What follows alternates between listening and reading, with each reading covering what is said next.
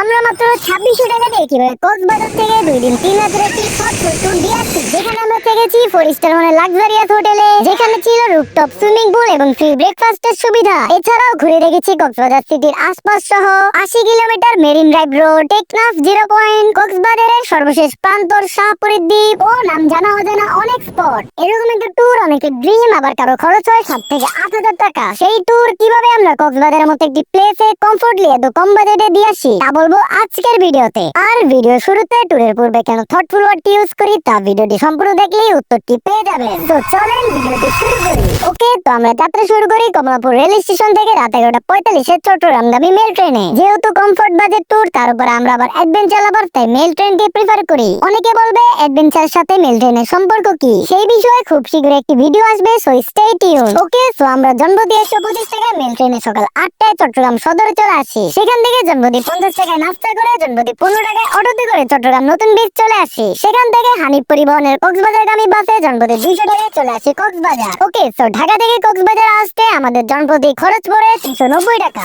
এরপর কক্সবাজারে এসে প্রথমে হোটেল খোঁজা শুরু করি। অনেকটা সময় খোঁজার পর আমরা এসএ ইন্টারন্যাশনাল হোটেলে রুম নিয়ে ফেলি, যেখানে মাত্র 1500 টাকা দিয়ে 4 জন থাকার মধ্যে একটি এসি রুম, সকালের নাস্তা ও সকাল বিকাল আনলিমিটেড ফান ইন সুইমিং পেয়ে যায়। কারণ এই হোটেলের রুম বুকিং এর সাথে এই সুবিধাগুলো পাওয়া যায়, যেখানে হোটেলের ফার্স্ট ফ্লোরে রেস্টুরেন্ট ও টপ ফ্লোরে সুইমিং পুল আছে। হোটেলের রুম কন্ডিশন খুব ভালো ছিল, এসি টিভি ঠিকমতো ওয়ার্ক করছিল এবং ওয়াশরুম ইজ টোটালি গুড। আমরা 4 জন থাকায় পার পারসন খরচ পড়েছে 375 টাকা। ওকে, রুমে চেক ইন করে ব্যাগগুলো রেখে রেডি হয়ে টপ ফ্লোরে চলে যাই সুইমিং এ। সুইমিং পুলটি অনেকটা লাক্সারিয়াস ভাইব দিচ্ছিল এবং টপ ফ্লোর থেকে সমুদ্রের একটি অসাধারণ দৃশ্য দেখা যাচ্ছিল। এরপর আমরা অনেকক্ষণ সুইমিং পুলে লাফালাফি ও সময় কাটিয়ে রুমে চলে আসি। তারপর রেডি হয়ে দুপুরের খাবার খেতে চলে যাই। দুপুরের খাবার আমরা এই হোটেল থেকে খেয়ে নেই, যেখানে আমরা জনপ্রতি 200 টাকায় একটি প্যাকেজ নেই। সেখানে ছিল ভাত, মুরগির মাংস, ভর্তা ও ডাল। খাবারের মান মোটামুটি, তবে চলার মতো। খাবার শেষ করে আমরা ডলফিন মোড়ের কলাতলি সি বিচে চলে যাই পরন্ত বিকেলে সাগর বিলাস করতে। সেখানে গিয়ে আমরা অবাক হয়ে যাই, কারণ আমার লাইফে যতবার কক্সবাজারে আসছি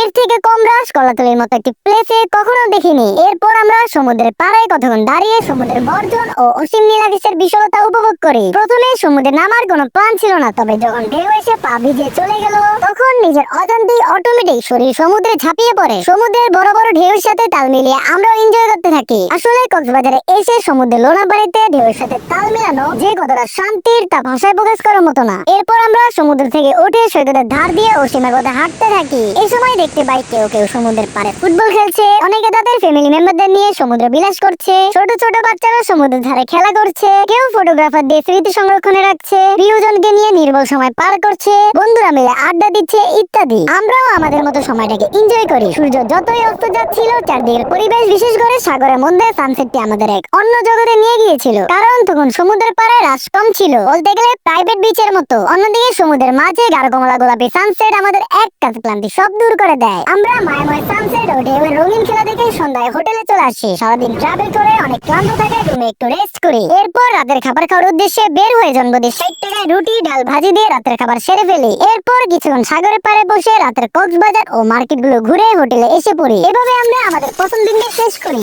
ওকে, সো দ্বিতীয় দিন প্ল্যান ছিল একটু ডিফারেন্ট কিছু করা, কিন্তু এই বাজেটে কি আদৌ করা সম্ভব? তো চলেন দ্বিতীয় দিনের গল্প শুরু করি। তৃতীয় দিন আমরা খুব সকালে উঠে যাই। উঠেই সকালে প্রাণবন্ত ওয়েদারে সমুদ্রের পাড়ে চলে যাই। প্রায় 1 ঘন্টা সমুদ্রের পানিতে ভিজে সৈকতে বিশ্রাম ও সৌন্দর্য উপভোগ করে হোটেলে চলে আসি। সেখানে সুইমিং পুলে কিছুক্ষণ সময় কাটিয়ে রেডি হয়ে নেই। আমাদের হোটেল থেকে চেক আউট ছিল সকাল 11টায়, তো খুব তাড়াতাড়ি রেডি হয়ে হোটেল থেকে সকালে নাস্তা করে চেক আউট করে ফেলি। তবে আমাদের কাছে থাকা ভারী ব্যাগগুলো 100 টাকা দিয়ে হোটেলের লকার রুমে রেখে যাই। এরপর হোটেল থেকে বের হয়ে 2200 টাকা দিয়ে একটি সিএনজি ভাড়া করি, যা আমাদের 80 কিলোমিটার মেরিন ড্রাইভ ও এর আশপাশ সহ টেকনাফ 0 পয়েন্ট এবং বাংলাদেশের দক্ষিণ পূর্ব অঞ্চলের শেষ প্রান্ত শাহপুরীর দ্বীপ পর্যন্ত ঘোরাবে। তো আমরা আমাদের মেরিন ড্রাইভ জার্নি শুরু করি, যেখানে প্রশস্ত রাস্তা ও এর আশপাশ প্রকৃতির বৈচিত্র্যতা আমাদের বরাবরই মনোমুগ্ধকর করছিল। মেরিন ড্রাইভ রোডের আসল সৌন্দর্য হচ্ছে প্রশস্ত রাস্তার এক পাশে সমুদ্র আর এক পাশে পাহাড়। যে সৌন্দর্য দেখার জন্য আপনাকে একবার হলেও মেরিন ড্রাইভ রোড ঘুরে আসতে হবে। আর আপনারা যদি মেরিন ড্রাইভ রোড ঘুরে থাকেন তাহলে অবশ্যই কমেন্ট করে জানান। ওকে, তো আমরা মেরিন ড্রাইভ রোডের আশপাশ কোনো জায়গায় না থেমে প্রথমেই চলে যাই বাংলাদেশের দক্ষিণ পূর্ব অঞ্চলের শেষ প্রান্ত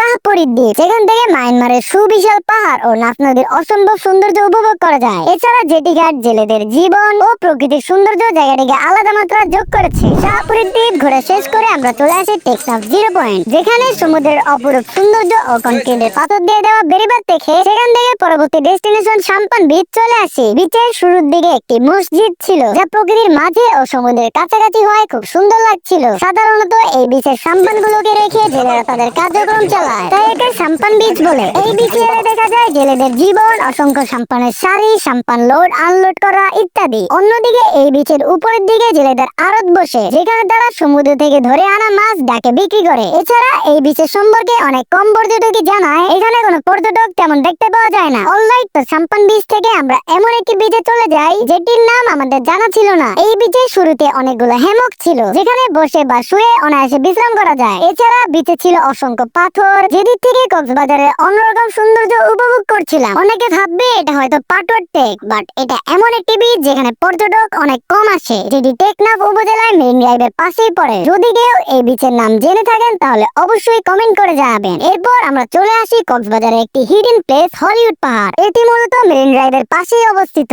তবে এই প্লেসের সাথে টুরিস্ট পরিচিত না থাকায় এটি প্রায় পর্যটক শূন্য থাকে। এরপর আমরা পাহাড় থেকে সূর্যাস্ত দেখার জন্য পাটওয়ার টেক ও ইনানি স্কিপ করে চলে যাই হিমছড়ি। সেখানে জনপ্রতি 100 টাকায় দুপুরে খাবার শেষ করে প্রথমে হিমছড়ি ঝর্ণা এবং পরবর্তীতে হিমছড়ি পাহাড়ে সানসেট দেখার জন্য উঠি। তবে তখন পাহাড়ের উপরে ভিউ পয়েন্টে কাজ চলায় বেশি একটা উপভোগ করা যায়নি। হিমছড়ি থেকে নেমে সন্ধ্যার মধ্যে কক্সবাজার টাউনে চলে আসি। সেখান থেকে হালকা কিছু খেয়ে হোটেলের লকার রুমে রেখে যাওয়া আমাদের ব্যাগগুলো নিয়ে জনপ্রতি 700 টাকায় রাত 8টার সেন্ট মার্টিন সুয়াদবর বিজনেস ক্লাস এসি বাসে চলে আসি ঢাকা। ওকে, সো ভিডিও শুরুতে এই ট্যুরকে কেন থটফুল বলেছিলাম, কারণটা হলো একটু চিন্তা ভাবনা ও সঠিক প্ল্যান সাজালে যে কোনো জায়গা থেকে এরকম বাজেট ট্যুর দেওয়া সম্ভব। আর অনেকে ভাববেন হয়তো আমরা কেন কক্সবাজারের মেইন জায়গাগুলো যেমন ইনানি পাটওয়ার টেক যাইনি, কারণ কক্সবাজারের মেইন সৌন্দর্য হচ্ছে শান্ত পরিবেশ। সেখানে আপনি আমাদের ভিডিওটি যদি ভালো লাগে অবশ্যই এমডি বাহার ভিডিও ফেসবুক পেজটি, ইউটিউব চ্যানেলটি অবশ্যই সাবস্ক্রাইব করে পাশে থাকবেন। ওকে ভিউয়ার্স, আল্লাহ হাফেজ।